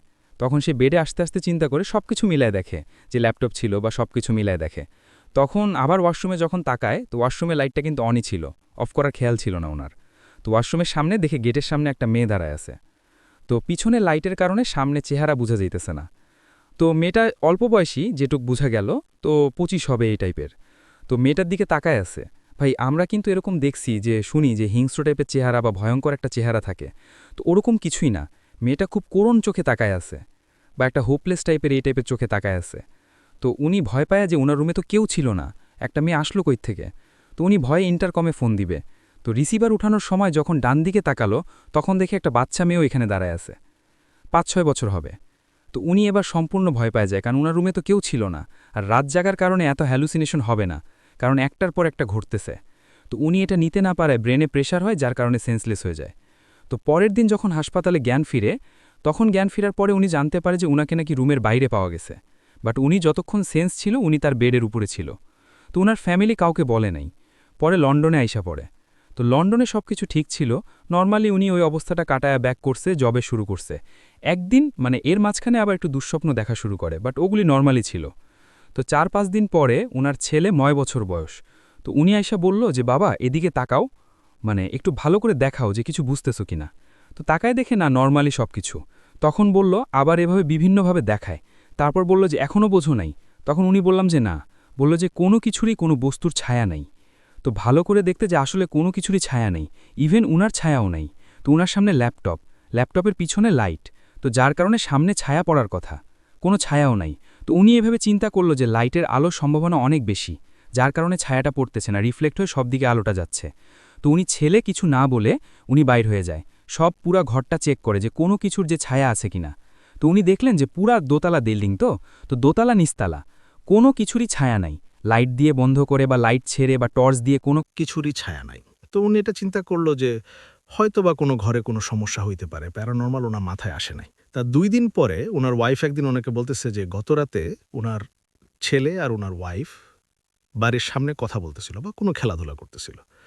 তো ওনার যখন বাড়ির দিকে তাকালো, ছাদে দেখতেছে যে একটা মেয়ে রেলিংয়ের উপরে হাঁটতেছে। তো উপরে আলো না থাকার কারণে বোঝা যেতেছিল যে একটা মেয়ে, কারণ বাতাসে চুল উঠতেছে, নর্মালি হাঁটতেছে। উনি জোরে উঠে ছাদে, কারণ ওনার মধ্যে ওই প্যারানর্মাল কোনো কিছু চিন্তাভাবনা ছিল না। হয়তো বা কেউ লাভ দিবে বা ওনার কাজের মেয়ে ছিল বা এই টাইপে উনি ছিল যে কেউ আবার দুষ্টামি করে হাঁটতেছে কিনা এইভাবে। উনি ওই ছাদে যায়, দেখে কেউ নাই। পরে বাসার নিচে সবাইকে নোটিস করে দেখলো যে ঘরে সবাই আছে নর্মালি, যে যার মতো কাজে। তাইলে উপরে কে ছিল? তখন উনার ভয় লাগে। তো উনি উনার হাজব্যান্ডকে জানায়। তো উনার ছেলেও জানায় যে এইভাবে যে ওর ছেলে যখন ঘুমায় বা জাগা থাকে, তো উনার রুমের সামনে দিয়ে নাকি একটা বাচ্চা মেয়ে হেঁটে যায় বা একটা মহিলা। তো এইবার আস্তে আস্তে 1 সপ্তাহ 2 সপ্তাহের মধ্যে সবাই এটা টের পাইল যে আরও 2টা পার্সন ঘরের মধ্যে ঘোরাফেরা করে। তো উনার ফাদার ডাকলো, যেহেতু খ্রিস্টান।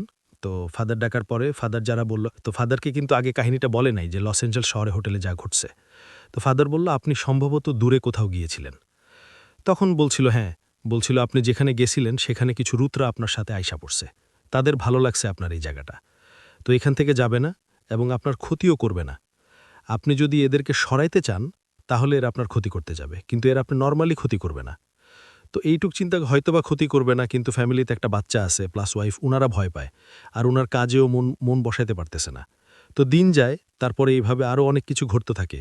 তো উনি বাড়িটা বিক্রি করে দেয়, বিক্রি করে নতুন জায়গায় শিফট হয়। সব নর্মাল ছিল, বাট এখনও বাড়ির মাঝে মধ্যে বাড়িতে কোনো ছায়া পাওয়া যায় না। এখনও চলতেছে গত 3 বছর ধরে। ওকে, আপনাকে অনেক ধন্যবাদ। চলে আসছি আমরা আমাদের পরবর্তী অতিথির কাছে, তার ঘটনা শুনব। আপনার নামটা বলবেন এবং কোথা থেকে আপনি এসছেন। হ্যাঁ লিসনার্স, আমি ঢাকা পল্টন থেকে এসেছি এবং আমার হোম ডিস্ট্রিক্ট বগুড়া। আসলে আমি সরাসরি স্টোরিতে চলে যাচ্ছি। স্টোরিটা মূলত বেশ কিছুদিন আগে না, অল্প কিছুদিন আগে, আমি কিছুদিন আগে আমার হোম ডিস্ট্রিক্ট বগুড়াতে যাই এবং বগুড়া থেকে আমার বাসাতে যেতে হয় অন্য একটা গাড়িতে। তো আমি ওখানে 2 দিন থাকার পর আমার বাসায় যাচ্ছি। তো আমি বগুড়া শহর থেকে গাড়িতে উঠে আমার হোম ডিস্ট্রিক্ট ধনটের উদ্দেশ্যে। তো বগুড়া শহর থেকে আমার সঙ্গে একটা মেয়ে উঠে এবং আমার পাশে সিটেই বসে এবং কিছু দূর আসার পরে শেরপুল নামে আরেকটা উপজেলা আছে, সেখানে মেয়েটা নেমে যায়। তো এর মধ্যে আমাদের মধ্যে কিছু কনভারসেশন হয়, দেন উনি নেমে যায়। তারপরে আমি আসতেছি, আসার মধ্যে আমি নামবো, আমি যেখানে নামবো ওখানে আমি এসে গেছি আমার জায়গায়। তো আমি নামতে গিয়ে আমি দেখতে পাচ্ছি, আমি জানালা দিয়ে বাইরে দেখতে পাচ্ছি যে ওই মেয়েটা জানালার ওই পাশে দাঁড়ায় আছে, রাস্তার পাশে। তারপরে আমি একটু ভয় খাই এবং ও গাড়ি থেকে নামি। তো নামার পর আমি চিন্তা করতেছি, কুয়াশা এবং এসব দেখতেছি। তো আমি বাসায় ফোন করি এবং আমার আব্বু সেদিন বাসায় ছিল না, আমার ছোটো কাকা আমাকে আগায় নিতে আসে। ও হ্যাঁ, আমার বাসায় যাইতে ওইখান থেকে মেইন রাস্তা থেকে 2-3 কিলোমিটার ভিতরে আমার বাসা। এতে রাতে তো গ্রাম্য রাস্তা, মানুষ না থাকারই কথা। তো আমার কাকা আমাকে নিয়ে আগায় নিতে আসতেছে, আমি যাচ্ছি। তো কুয়াশার মধ্যে যাচ্ছি। তো আমার এক চাচতো ভাই আছে, ওই যে কাকা আমাকে আগায় নিতে আসতেছে ওই কাকারই ছেলে। ও আমাদের সঙ্গে পড়তো, আমরা যখন ক্লাস 9-এ পড়তাম। ও তখন মারা যায়, ব্রেন ক্যান্সারে মারা যায়। তো ওই কবরের কাছে যখন আমি আসছি, আমি দেখতে পাচ্ছি যে ও কবরের পাশে সেম ওই মেয়েটা, যে মেয়েটা আমার সঙ্গে বাসে ছিল এবং বাস থেকে নামার সময় আমি যে মেয়েটাকে দেখছি, সেম ওই মেয়েটা ওই আমার চাচতো ভাইয়ের কবরের পাশে দাঁড়ায় আছে। দাঁড়ায় থেকে আমাকে ডাকতেছে ওর কবরের দিকে। এবং এটা দেখার পরে আমি অনেক ভয় পাই আমি সামনের দিকে দৌড়। তো কিছু দূর দিয়ে যাওয়ার পরে আমি দৌড় দিয়ে যাচ্ছি আর পিছন দিকে তাকাচ্ছি। তো এর মধ্যে আমি একজনের সঙ্গে ধাক্কা খাই এবং আমি ভাবি যে ওই মেয়েটার সঙ্গে আমি ধাক্কা খেলাম, বাট আমি পরে দেখি, আমি চিল্লানি দিয়ে উঠি, আমি অনেক ভয় পেয়ে যাই এবং পরে দেখি যে আমি আমার কাকার সঙ্গে ধাক্কা খেলাম। তারপরে কাকা হয়তো কিছু গেস করতে পারে যে আমার সঙ্গে অ্যাবনরমাল কিছু ঘটতেছিল বা আমি ভয় খাইছি। তারপরে আমাকে বাসায় নিয়ে যায় এবং আমি যখন আমি ঘুমাতে যাব, আমার রুমে যাই। তো আমার রুমে গিয়ে আমি লাইটটা অফ করি। তারপরে বেডে যাওয়ার আগে দেখি যে আমার জানালা খোলা। তো আমি জাস্ট জানালা অফ করতে গেছি। জানালা অফ করতে গিয়ে আমি যেটা দেখি, আমার জানালার ঠিক অপোজিটে ওই মেয়েটা দাঁড়ানো।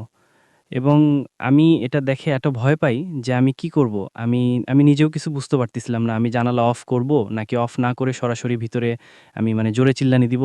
আবার ভয় করতেছিলাম যে আমি যে চিল্লানি দিব আবার যদি ওটা এসে আমাকে ধরে। অতএব আমি আস্তে, আস্তে পিছনে সরে আসি। জাস্ট আমি ওখান থেকে পিছন দিকে ঘুরছি। আমি যেই মাত্র আমি পিছন দিকে ঘুরছি, আমি ঘোরার পর দেখতেছি ওই মেয়েটা আমার বেডের উপর বসা। তো এটা দেখার পরে আমি আর নিজেকে সহ্য করতে পারি না। আমি সেন্সলেস হয়ে যাই। তারপরে আমার যখন সেন্স ফিরে আসে, আমি আমার বাড়ির সবাইকে আমার বেডের আশেপাশে পাই। এবং এটা হওয়ার পরে আমার নিজের মধ্যে কিছু প্রবলেম হচ্ছে। যেমন আমার শরীরটা ভেঙে গেছে, আমি অনেক থিক হয়ে গেছি। আমার আমার হাত পায়ে আমি একটু শক্তি কম পাচ্ছি। তো আমি ট্রিটমেন্ট নিচ্ছি, বাট আমি ফুললি রিকভার হয়নি। আপনি বলছিলেন যে আপনি হাত ভাঁজ করতে পারেন না বা না, আমার হাত আমি ফুললি আমার নখগুলো আমি এমনকি জ্যাকেটের চেইনও আটকাতে পারি না। জ্যাকেটের যে জিপারগুলো আছে এটা আমি লাগাইতে পারি না। যেমন এখানে আসার আগে আমার জ্যাকেটের জিপারটা আমার বড় ভাই লাগাই দিছে। মানে এই সমস্যাটা হচ্ছে আপনার ওই রাতের পর থেকে, পরদিন সকাল থেকে, এবং আপনি পরে খুঁজেও পাননি যে কেন এটা হচ্ছে? আমি কিছুই খুঁজে পাইনি। আমি ডাক্তারের কাছে দেখাইছি। তো ডাক্তার বিভিন্ন প্রবলেম দেখাইছি, বিভিন্ন মেডিসিন দিছি। মেডিসিনও খাচ্ছি আজ ১৫-১৬ দিন ওলা মেডিসিন খাচ্ছি, বাট আমার কোনো ইমপ্রুভ হচ্ছে না। এখনও পর্যন্ত কোনো ইমপ্রুভমেন্ট পর্যন্ত কোনো ওকে, আপনাকে অনেক ধন্যবাদ। আমরা যাচ্ছি আমাদের প্রথম অতিথির কাছে তার ঘটনা শুনতে। তার আগে রিকোয়েস্ট করব আপনার নামটা একটু প্লিজ বলবেন এবং আপনি কোথা থেকে এসছেন। থ্যাংক ইউ ভাই। আমার নাম টুটুল। আমি মিরপুর ২ দিয়ে থাকি আর কি। ওকে, আমরা ঘটনায় চলে যাই। এই ঘটনাটা কোথায় ঘটেছিল সেটা শুরুতে একটু বলে দিয়েন প্লিজ। ঘটনাটা ঘটছিল সিরাজগঞ্জ জেলার বেলকুচি থানার তামাই গ্রামে। ওকে, ওখানে একটা মাদ্রাসা আছে। নাম বলার দরকার নেই, আমি শুধুমাত্র ঘটনাটা শুনব। আমার বাবা আমাকে মাদ্রাসাতে ভর্তি করে দেয়। ওখানে আমি প্রায় ভর্তি হওয়ার প্রায় ৪-৫ মাস আমার কোনো সমস্যা হয়নি আর কি, এরকম। যাই হোক, যেদিন ঘটনাটা ঘটছে ওই দিন আমি আমার এক ফ্রেন্ডকে নিয়ে আমি লজিং বাড়িতে, মানে সাধারণত যারা কম মানুষের সাথে পড়ে তারা লজিং বাড়িতে থাকে আর কি, ওখানে খাওয়া দাওয়া করে। তো আমিও সেম লজিংয়ে থাকতাম এক জায়গায়, এক বাড়িতে। তো সেখানে খাবারের জন্য যাই, সাথে আমার একটা ফ্রেন্ড থাকে আমার সাথে, ও আমার পাশের বাসায়। আমি যে বাসাতে লজিং থাকতাম ওর পাশের বাসায় ও লজিং থাকে। আমরা দুজনে একসাথে যাতায়াত করি। জায়গাটার বর্ণনা দেওয়া উচিত যে জায়গাতে আমি ঘটনাটা ঘটছে আমার সাথে। মাদ্রাসার সামনেই ঠিক একটা কবরস্থান, আর পাশ দিয়ে মানে একটা কাঁচা রাস্তা ছিল। এই রাস্তা দিয়ে যাওয়া গেলে আমার লজিং বাড়িতে গেলে সময় একটু কম লাগে আর কি। অবশ্য লজিং বাড়িতে যাওয়ার জন্য আরও ২টা রাস্তা আছে, ওখানটা যাইতে অনেক সময় বেশি লাগে বলে আমি ইয়েতে যাই, ওই শর্টকাট রাস্তা দেখি। তো আমার ফ্রেন্ডকে নিয়ে ওই দিন প্রত্যেক দিনের মতো আমি ওই কবরস্থানের পাশ দিয়েই যাই। কবরস্থানটা শেষ হওয়ার ঠিক ১০ কদ পরেই একটা জমির ভিতর দিয়ে একটা রাস্তা আছে, যাকে গ্রাম অঞ্চলের ভাষায় আইল বলা হয়। আইলের উপর দিয়ে যাই আমি। ওই গরানটার নামতেই, মানে জমির ভিতরে নামতে একটা বাড়ি আছে। বাড়িটার পিছনের সাইডে, ঠিক পিছনের সাইডে একটা পুকুর আছে, ছোট পুকুর আর কি। গ্রাম অঞ্চলে ময়লা ফালায় অথবা ওই টিউবওয়েলের পানি গড়ায়, ওখানে একটা বাঁশঝাড়ও আছে। তো ঠিক ওই জায়গাতে যখন যাওয়ার পর আমি দাঁড়ায় যাই, আমি সামনে দেখতে পাই একটা সাদা কাপড় মোড়ানো একটা কিছু একটা পড়ে আছে। যাই হোক, বোঝা যায় যে ৩-৪ বছরে একটা বাচ্চা আর কি, দাফনের কাপড় পরালে যেরকম হয় আর কি, এরকম কিছু একটা, মানে লাশটা আছে। আমি আমার ফ্রেন্ডকে বলি, যে ফ্রেন্ড আমাকে বলল যে করো কি, দাঁড়ায় গেলি কেন? আমি বললাম যে তুই কি কিছু দেখতে পাচ্ছিস না? পরে বলল যে না। পরে বললাম যে দেখ, এখানে দেখ, আমি একটা লাশের মতো কিছু একটা দেখতেছি, তুই কি দেখছিস? পরেও বলল যে না। আমিও বেশ কয়েকবার দেখানোর চেষ্টা করলাম, কিন্তু দেখতে পারলো না। পরে ওকে আমি বললাম যে তাহলে আমরা এই রাস্তা দিয়ে আর যাবো না, নেক্সট অন্য রাস্তা দিয়ে যাই। তো এক পর্যায়ে রাজি হলো না, পরে আমার কথা মতো বললো যে আচ্ছা ঠিক আছে চল অন্য রাস্তায় যাই। পরে যখন আমি পিছনের দিকে আবার যে রাস্তা দিয়ে আসছিলাম ওই রাস্তাতে চলে যাওয়ার জন্য যাই, ঠিক ওই যে গরানটা দিয়ে আমি নামছিলাম, যেই গরানটা দিয়ে আমি নামছি, জমিতে নামছি, ঠিক ওই গরান দিয়ে ওঠার সময় দেখি যে একজন মানুষ আর কি গরান দিয়ে নামতেছে, হাতে একটা সিগারেট ছিল। তখন আমার মনে পড়লো আর কি ছোটোবেলা, যেটা যে কারোর কাছে যদি আগুন থাকে তাহলে এইগুলা কিছু হয় না। তা আমার ফ্রেন্ড বলল তাহলে উনি যেহেতু যাবে ওনার সাথেই যাই। তখন ওনার সাথে আর আমি কোনো কথাবার্তা না, আমরা দুজনেই কথা বলি নাই, না বলার কারণে উনি আগে আগে হাসছিল, আমরা ওনার পিছে পিছে যাই। যাওয়ার পর ওখানে যা দেখি আমিও কিছু দেখতে পারলাম না। পরে ঠিক লজিং বাড়িতে গেলাম, খাওয়া দাওয়া শেষ করে আবার চলে আসলাম। ওই রাস্তা দিয়ে আর আসিনি, অন্য রাস্তা দিয়ে আসছি, যদিও সময় বেশি লাগছে। দ্বিতীয় দিন সেম ঘটনাটা ঘটছে। দ্বিতীয় দিন ওই কবরস্থানে পাশটা পার করার পর যখন আমি ওই রাস্তা দিয়ে গরাঞ্চটা নামার পর ওই জায়গাতে যখন যাওয়ার পর আমি আবার ঢাকায় গেছি। তখনও বলল যে কি হয়েছে, বললাম যে আজকেও তো দেখতেছি আমি। পরে ও বলল যে ও দেখতে পারলো না, ওরে পরে সেম ওর কথা আমি বললাম। পরে আবার অন্য রাস্তাটা যাওয়ার জন্য যখন হাসছিলাম, পিছনের দিকে আসছিলাম, তখন সেম ওই গরানের প্রথমে যে মানুষটাকে দেখতে পেয়েছিলাম রাসেল ভাই, ওইখানে সেম ওইভাবে একজন ব্যক্তি সিগারেট হাতে নিয়ে নামতেছে জমিতে। পরে সেম দ্বিতীয় দিন ওনার সাথেই আর কি লজিং বাড়িতে যাই, খাওয়া দাওয়া শেষ করে অন্য রাস্তা দিয়ে আসি। তৃতীয় দিন সেম ঘটনা এটাই ঘটছে, সেম মানুষটাই পাইছি, তৃতীয় দিনও যাই। চতুর্থ দিন আর আমি ওই রাস্তা আমি আর যাই নেই, বলছি যে আমি যাব না। হুজুরকেও বলছিলাম, হুজুর বলছে যে আচ্ছা ঠিক আছে, এগুলা কিছু না, আমি দেখব। পরে আমার সাথে যেগুলা ফ্রেন্ড ছিল, আমরা প্রায় এক রুমে 20 জন স্টুডেন্ট ছিলাম, 20 জনের সাথে ভালো আন্ডারস্ট্যান্ডিং ছিল। এর মধ্যে থেকে অনেকেই ছিল যারা আমার কথাটা ঠাট্টাভাবে নিছে।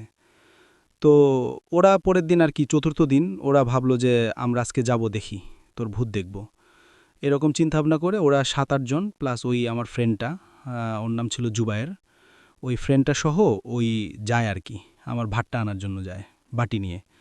তো ওই জায়গাতে যখন ওরা যাওয়ার পর ওরা কিছু দেখতে পায় না, তখন ওরা আর কি নিজেদের মধ্যে কথাবার্তা বলে, কই ভূত তো দেখতে পাচ্ছি না। এরকম যখন 3-4 জন ওরা যখন নিজেদের মধ্যে মতবাদ শুরু করলো, তখন ওরা হঠাৎ বাঁশটা বাতাসে হলে যেমন আর কি নড়াচড়া করে, এরকম নড়াচড়া করা শুরু করলো। একটা বাঁশ আর একটা বাঁশের সাথে বাড়ি লাগছে। আশপাশের দিকে তাকায় ওরা ফলো করছে যে কোনো গাছগাছালি নড়তেছে না। তখন ওরা ওইটা বাঁশ গাছ যখন করছে, তখন ওরা আকাশের দিকে তাকাইছে, একজন আর কি আকাশের উপরের দিকে তাকাচ্ছে, দেখে যে ওই যে আমি যে জিনিসটা দেখছি ওই জিনিসটা ওই বাঁশঝাড়ের উপরে। আমি দেখছি শোয়া অবস্থায় মাটিতে, কিন্তু ওরা দেখছে বাঁশঝাড়ের উপরে দাঁড়ানো অবস্থায়, কিন্তু কাফনের কাপড়টা মরানোই ছিল আর কি শহলের সাথে।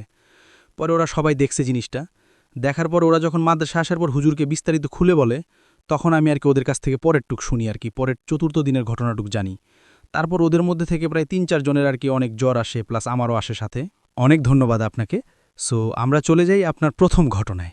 ঘটনা বলার আগে আমি বলতে চাই, আমি আহসানুল্লাহ ইউনিভার্সিটিতে কেমিক্যাল ইঞ্জিনিয়ারিং করতেছি। আচ্ছা, আমার ঘটনাটা হচ্ছে এই ঘটনাটা আমি বেসিক্যালি শুনেছি আমার ফ্রেন্ডের থেকে। আর এই ঘটনাটা হচ্ছে আমার ফ্রেন্ডের ভাবির বাসার একটা ঘটনা। সে পুরান ঢাকায় একটা বাসায় আগে ভাড়া থাকতো এবং তাদের বাসাটা ছিল এল শেপের। দেন তাদের বাসার যে টয়লেটটা ছিল, সেই টয়লেটের পাশে একটা বিরাট পেয়ারা গাছ ছিল এবং সেই পেয়ারা গাছে অলওয়েজ পেয়ারা ধরা থাকতো। সে বাসায় একটা বাচ্চা ছেলেরাও ভাড়া থাকতো, সেই ছেলেটার নাম ছিল অটম এবং সে ক্লাস 4-এ পড়তো। দেন ওই গাছের আরেকটা প্রবলেম ছিল, সেই প্রবলেমটা হচ্ছে রাত 1:30 বা 2টা এই টাইপের সময় ওই গাছটা কোনো বাতাস ছাড়াই ঝাঁকি খেত এবং অনেক নাড়ানো শব্দ পাওয়া যেত। দেন একদিন একটা ছেলে ওই বাসায় ভাড়া থাকে, ওই ছেলেটার নাম হচ্ছে সাগর। সে তার স্টাডি করছিল রাত্রেবেলা। দেন সে গাছটা ঝাঁকানো শব্দ পায়। দেন সে তার গেট খুলে বের হয় এবং গিয়ে দেখতে পায় যে গাছটা অনেক জোরে জোরে কে জানি নাড়াচ্ছে। দেন সে তার সামনে যায়, সামনে গিয়ে দেখতে পায় যে একটা মেয়ে সাদা শাড়ি পরা, তার এক সাইড পুরোপুরি ঝলসানো ছিল এবং সে গাছটাকে নাড়াচ্ছে।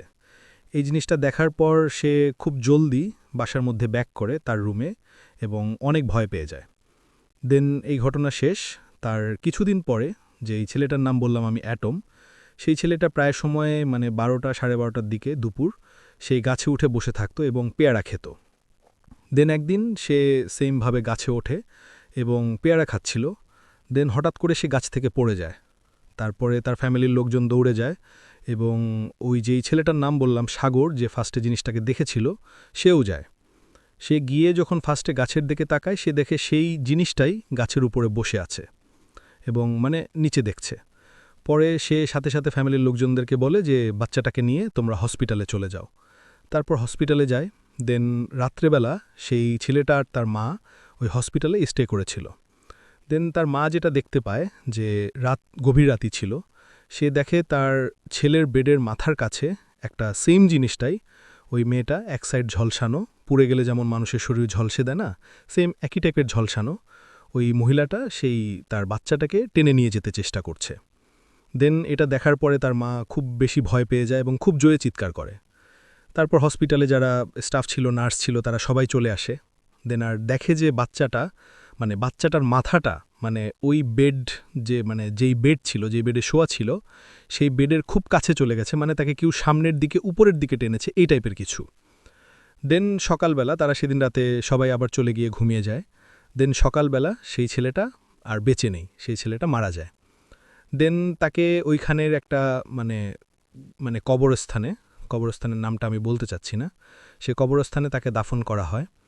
দাফন শেষে আমার যে ফ্রেন্ডের ভাবি, তার চাচা জানাজা পড়ে এবং দাফন করে, সেমভাবে মানে গোসল করতে যায়। গোসল করতে যখন যায়, ওয়াশরুমটার যে ওয়ালটা ছিল, ওয়ালটা বেশি উঁচু ছিল না।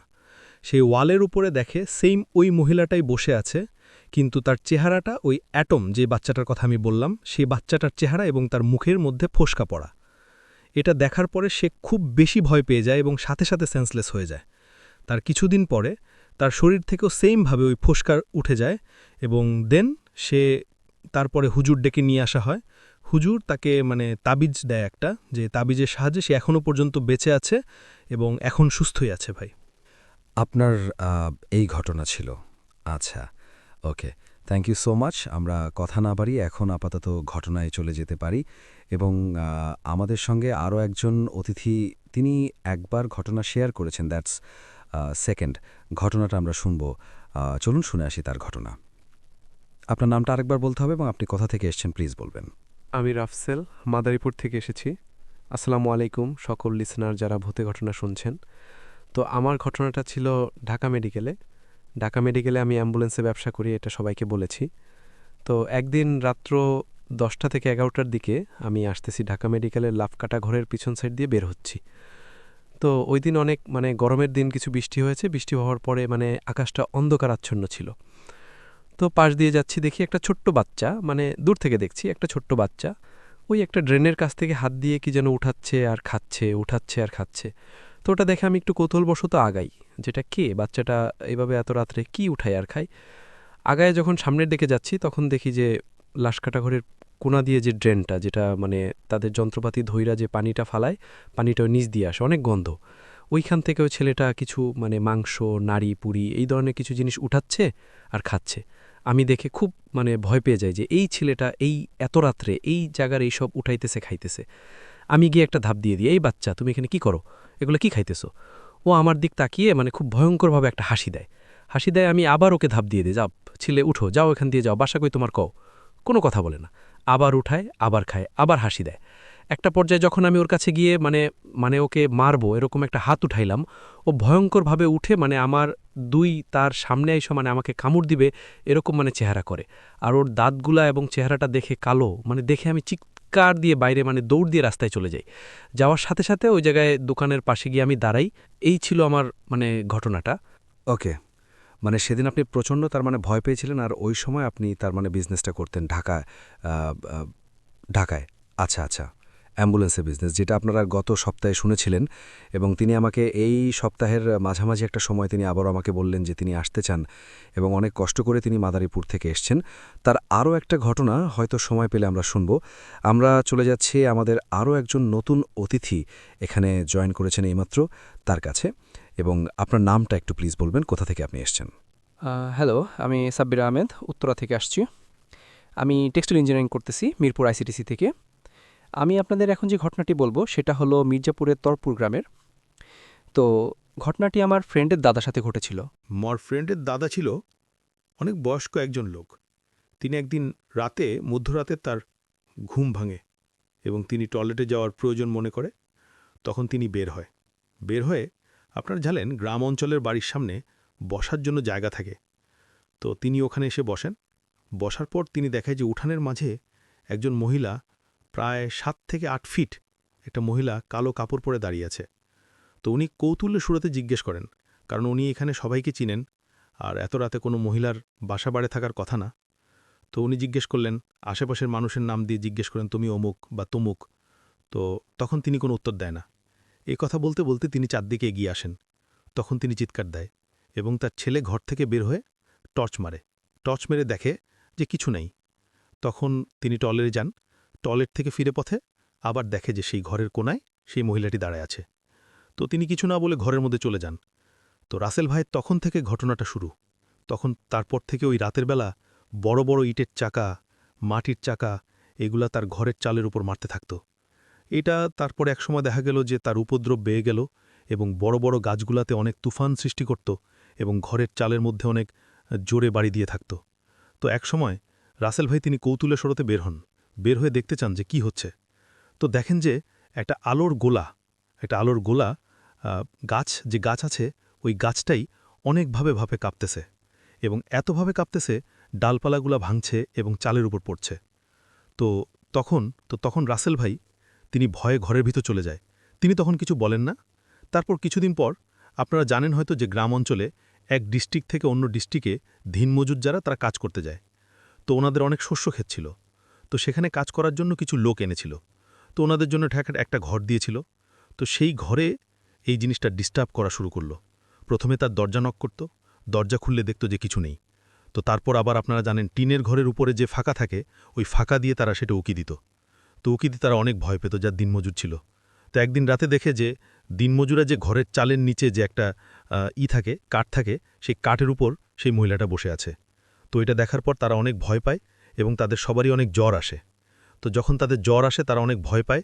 তারপর আস্তে আস্তে যখন তাদের জ্বর ভালো হয়ে যায় তখন তারা ওই গ্রাম ছেড়ে পালিয়ে যায় ভয়ে, কিছু না বলে। তখন তার দাদা ভাবল যে জিনিসটা অনেক দূরে এগিয়ে গেছে, তো এখন কিছু করা দরকার।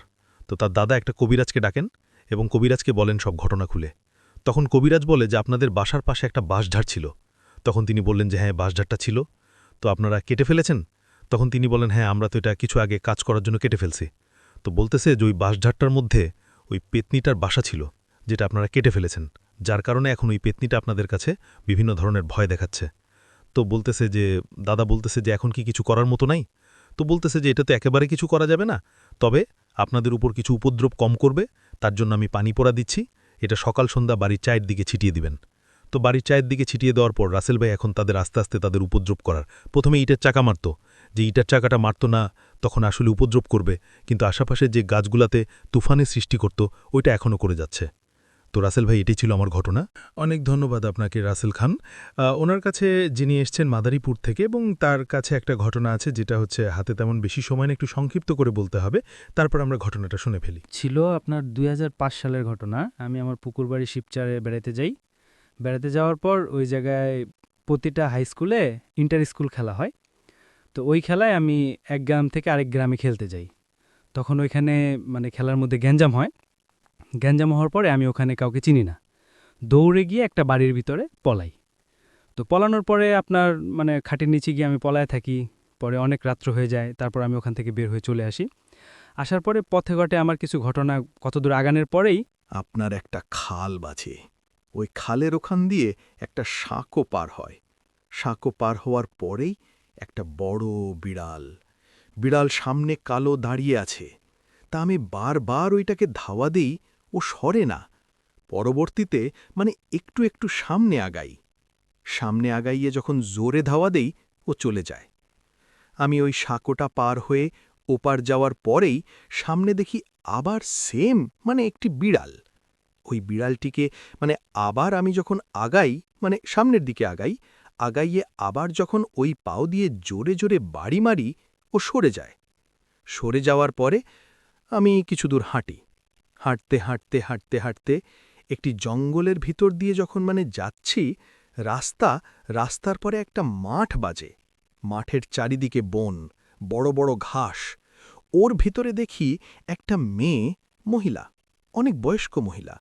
সে আস্তে আস্তে আমার সামনাসামনি হেঁটে যাচ্ছে। তা আমি পিস্তিকা মহিলাকে বলতেছি কি যে চাচি, আমি সরকারের 4 স্কুলে যাব, কোন রাস্তায় যাব, আমাকে একটু দেখান, আমি চিনি না। উনি 2 বার 3 বার দেখাবার কোনো কথা বলে না। তৃতীয়বার যখন আমি একটু জোরে হেঁটে ওনার কাছে যাই, তখন উনি বলে 3 নদীর মোহনায়। খুব ভয়ঙ্করভাবে বলে 3 নদীর মোহনায়। আমি আগাই, মানে ওনার কথা শুনে আমি আস্তে আস্তে ওনার পিছু হাঁটতে দেখি ওই মহিলা কতটুক গিয়ে মানে নদীর 3টে মুখ ওই দিকে নামে, আমাকে ডাকে, এই আয়। আমি ওদিক না গিয়ে এদিকে মানে সামনের রাস্তা দিয়ে আবার উল্টো দিকে মানে ওই হাঁটতে থাকি।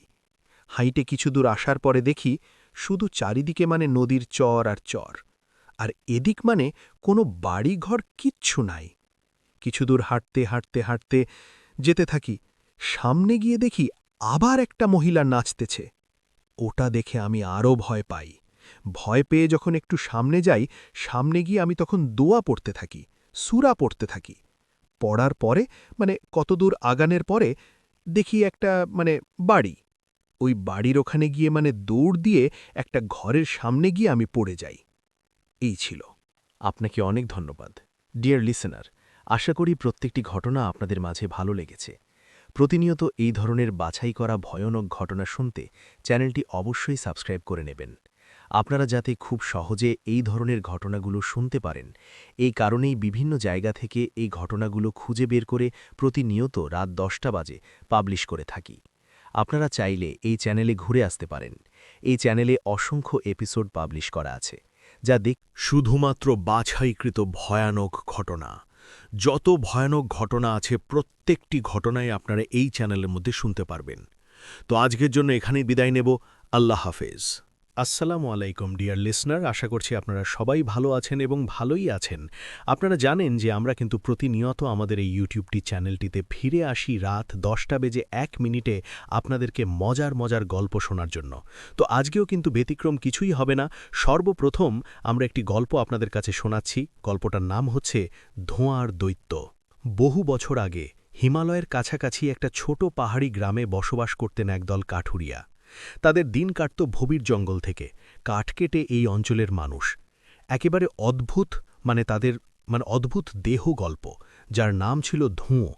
এই ধোঁয়া দেখতে অন্য দেহদের মতো বিশাল আকৃতির, কালো আর কদাকার ছিল না, বরং সে ছিল অনেকটা ঘন কুয়াশার মতো। দিনের আলোয় তাকে দেখা যেত না, কিন্তু গভীর রাতে যখন চাঁদ ডুবে যেত এবং উপত্যকায় ঠান্ডা কুয়াশা তার নামা শুরু করত, ঠিক তখনই এই ধোঁয়া সক্রিয় হয়। ধোঁয়ার বিশেষত্ব ছিল যে এর ক্ষণতা। প্রচলিত দেওয়ার মানুষকে গিলে খেত, কিন্তু ধোঁয়া গিলে খেত মানুষের স্মৃতি আর জীবনের উদ্দীপনা। এক রাতে রতন নামে একজন যুবক কাঠুরিয়া গভীর জঙ্গলের কাছাকাছি তার বাঁচানো ঘুমাচ্ছিলেন। মধ্যরাতে তার ঘুম ভেঙে গেলে এক অদ্ভুত অনুভূতি কাজ করে, যেন তার শরীরের উষ্ণতা কমে যাচ্ছে আর তার চারপাশটা কাচের মতো ঠান্ডা হয়ে যাচ্ছে। সে দেখল চারপাশে ঘন কুয়াশায় ঢেকে গেছে, যা অস্বাভাবিক। কুয়াশার চেয়েও বেশি কালো এবং তার ভিতর থেকে একটা শীতল নিঃশ্বাসের মতো শব্দ আসছে। রতন উঠে বসতে চেষ্টা করল, কিন্তু পারল না।